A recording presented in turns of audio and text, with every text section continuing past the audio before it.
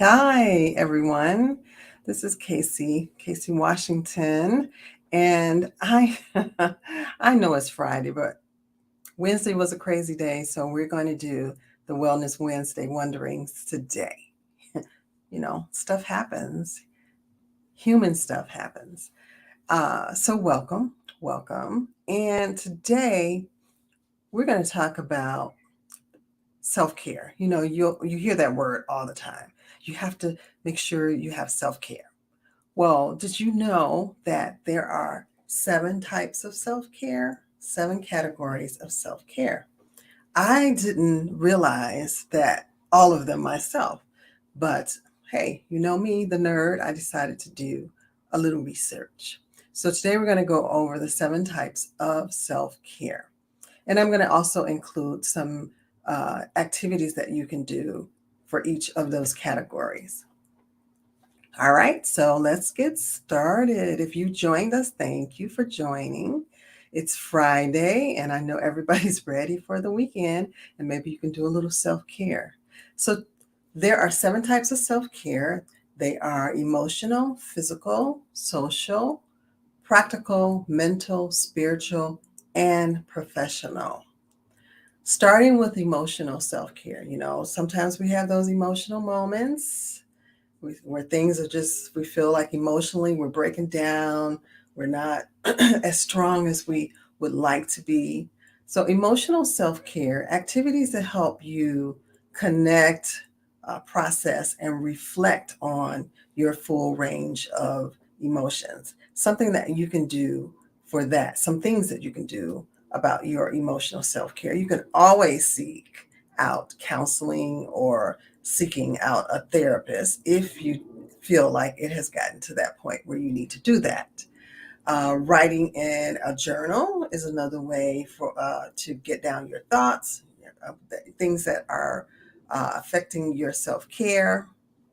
Then you can create, find your creativity, create some artwork that may represent what you're feeling. If you like to play music, you can play music, whether it's you actually play an instrument or you're listening to music. So those are some things, just a few things that you can do for your emotional self-care. The second category or is called practical self-care. And practical self care are tasks you complete to fulfill core aspects of your life in order to prevent, future stressful situations. Um, some of the tasks that you can do, you can create a budget, you can create to do lists and things for your home. We already said if you're not financially well, then, life is not going to be very good for you sometimes. You can take professional development classes. You can organize your closet. That is something I need to do. I've been saying it for months, but I really need to do it.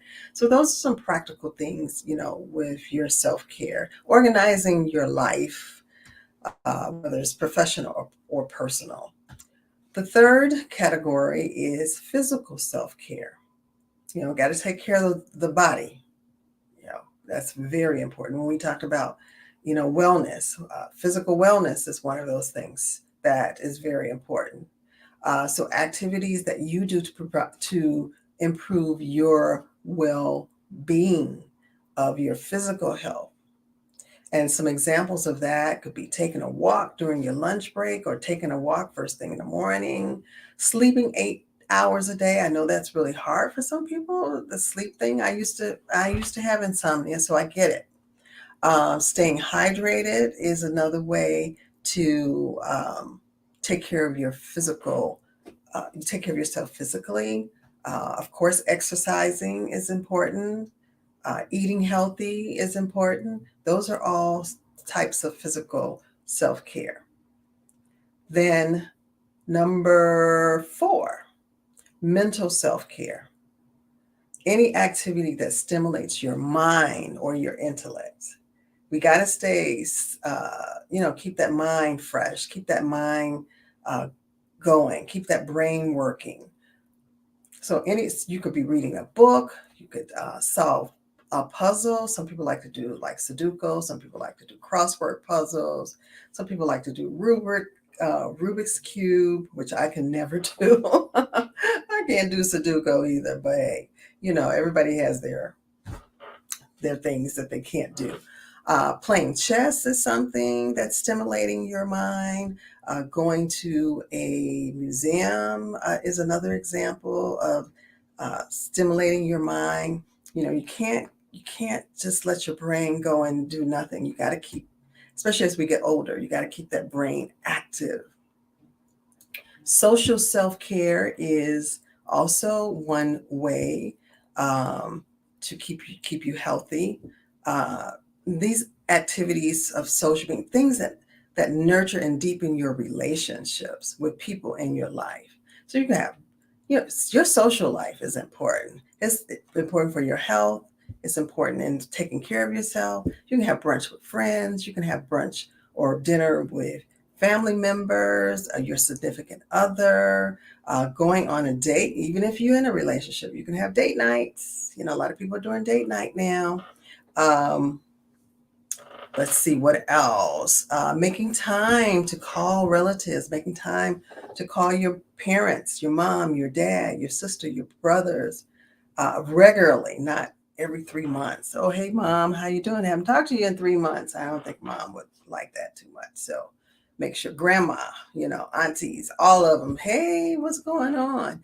That's your friends that you haven't talked to in a long time. Hey, they might be across the country. Hey, they might be in a foreign country. Give them a call. Check them out. See what's going on. Go to visit. Number 6, spiritual self-care. Spiritual self-care includes activities that nurture your spirit, allows you to think bigger than yourself, like service is bigger than you. Spiritual self-care does not have to be religious. So some people say, oh, no, I'm not religious. It doesn't have to be. But it can be. It all depends on you.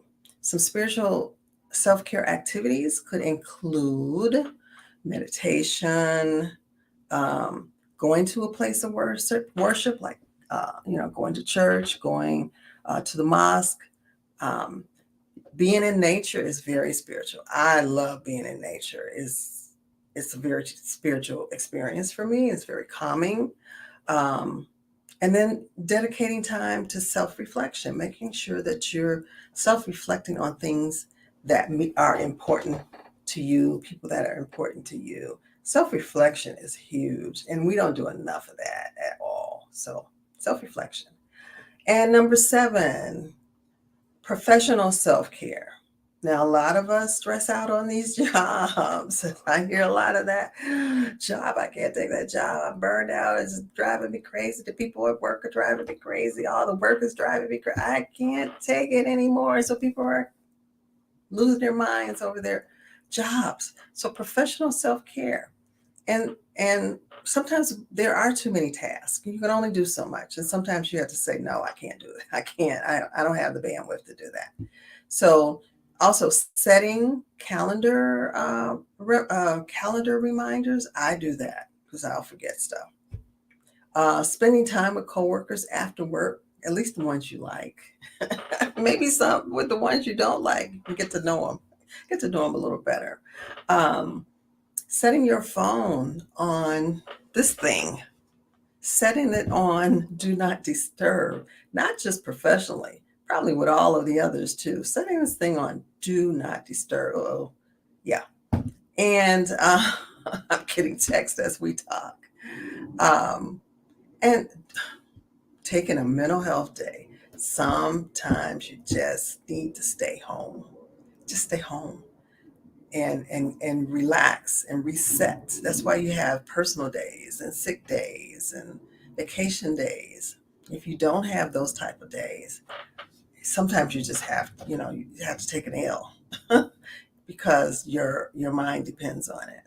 So again, those are the 7 types of self-care. I'll just go over the list one more time. Emotional self-care, practical self-care, physical self-care, mental self-care, social self-care, spiritual self-care, and professional self-care. And if you want to find out more information about all of these things, you can definitely Google types of self-care and it'll come up.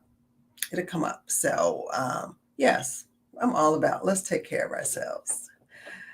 So it's Friday, and I hope for the weekend that you will take care of yourselves. Again, sorry we didn't have this on Wednesday, but hey, Friday is as good a day as any, too. And I will see you in a couple of weeks. Have a wonderful, wonderful day and practice self care.